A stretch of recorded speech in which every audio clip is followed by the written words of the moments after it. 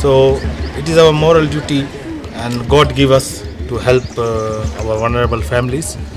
So today we done the donation of 400 vulnerable families, handicapped, blind, and we gave the hamper worth of 1,500, which is going to last for the family of 4 for 2 weeks.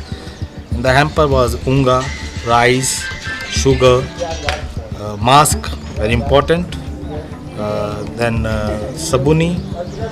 This all we given to the 400 peoples of 400 families of Tika. And God give us more, we are going to give us more to the community, to the society. And we are going to continue in this pandemic time.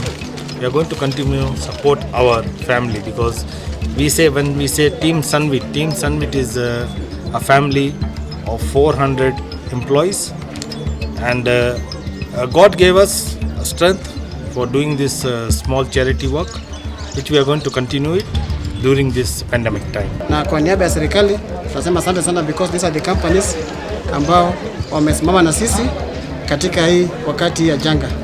Na ile ambao tungependa kuelezea wananchi wetu, chakula wamepewa ndio, lakini tumegundua kwamba baadhi yao wanauza, wakitoka nazo haifiki kwao.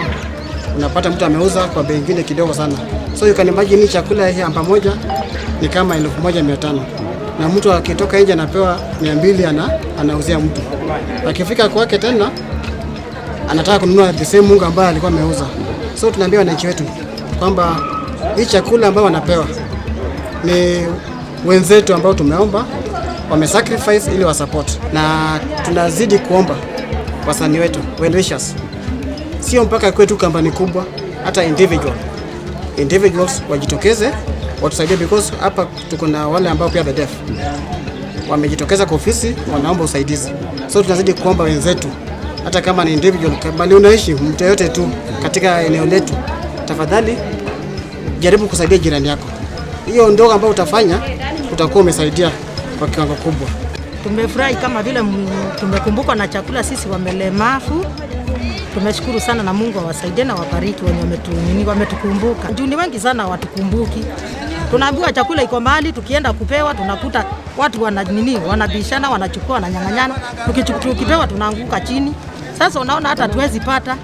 Kwa hivyo wenye wametukumbuka sasa hivi Mungu awabariki. Mimi nilifurahi sana kwa chakula ambacho tumepewa sisi, na hasa kwa serikali ya kaunti kutukumbuka sisi ambao hatuoni. Hatungeweza kupata bila msaada, kwa sababu mara mingi sana watu wanang'ang'ania chakula na hatuwezi kusukumana na hawa. Kwa hivyo mimi nashukuru sana na tumefaidika sana. Na nitwekanire na horia biashara ati nimeuthi na mbere makiheanaga irio ici nginya ni undu wa guteithiriria thirikari kuringana na uria Mugathe Uhuru Kenyatta aigire andu mahote aria mekuhota mateithie aria angi. No njuge ni wega muno ni undu wa Mugathe president kuruta kigina kiu.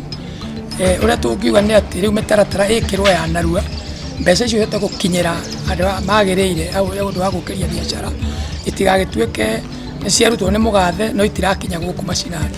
Koguo no tugie thirikari eke narua niguo tondu andu ni ahinyirire ku biashara ni thiru ni ahinyirire ku biu, na in fact andu amwe maraheo irio ni andu amwe marakorwo na biashara ciao.